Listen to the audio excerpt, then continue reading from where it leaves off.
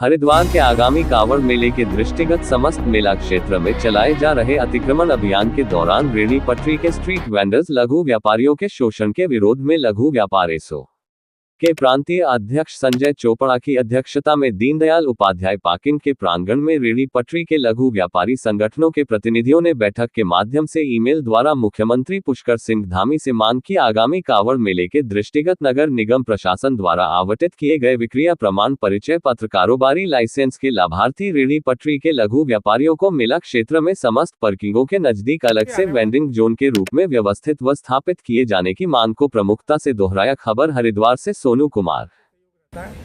चाहे उसमें हमारे सामान्य व्यापारी हों, चाहे अन्य संगठन हो, चाहे वो किसी भी क्षेत्र के संगठन हो, वो संगठन जो है प्रशासन का हर प्रकार से सहयोग करते हैं। और सहयोग की कड़ी में हमारा जो स्ट्रीट वेंडर का संगठन है लघु व्यापार एसोसिएशन, वो भी विगत वर्षों से लगातार कांवड़ मेले में सहयोग करता आ रहा है। पहली बात तो मैं आपके माध्यम से कहना चाहता हूँ कि अतिक्रमण अभियान चलना चाहिए।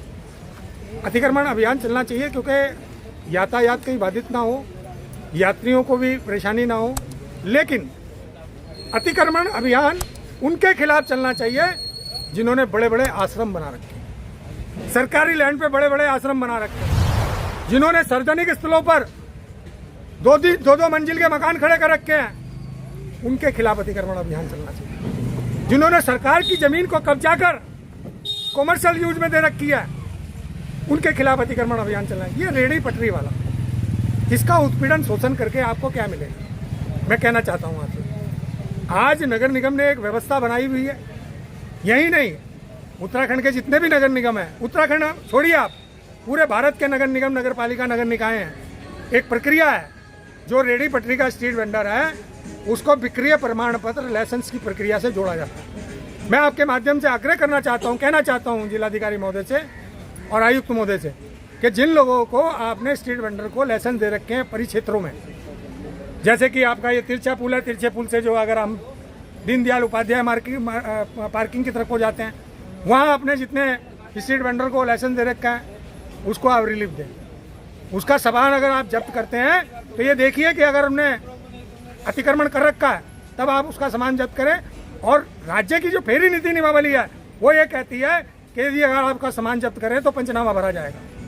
तो राज्य की जो फेरी नीति नियमावली है उसका उल्लंघन ना तो हम बर्दाश्त करेंगे, ना आपको करने देंगे।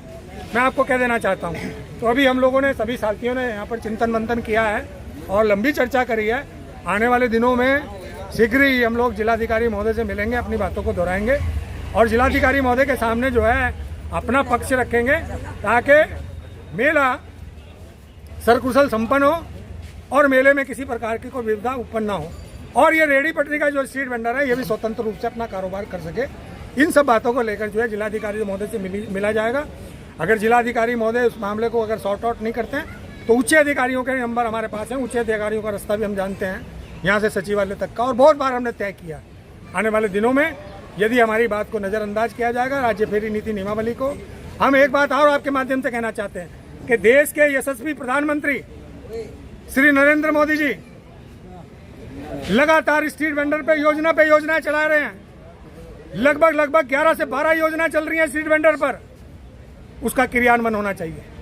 राज्य के मुख्यमंत्री पुष्कर सिंह धामी, उनके भरसक प्रयास हैं कि आत्मनिर्भर स्ट्रीट वेंडर आत्मनिर्भर बने और स्ट्रीट वेंडर को आत्मनिर्भर बनाने के लिए संरक्षण दिया जा रहा है। तो मैं कहना चाहता हूं कि जो राज्य का कानून है उस कानून का अनदेखी अगर अधिकारी करेंगे तो निश्चित रूप से, पहले भी हमने आंदोलन करे थे, अगर आंदोलन करने की आवश्यकता पड़ेगी तो आंदोलन भी किए जाएंगे। धन्यवाद।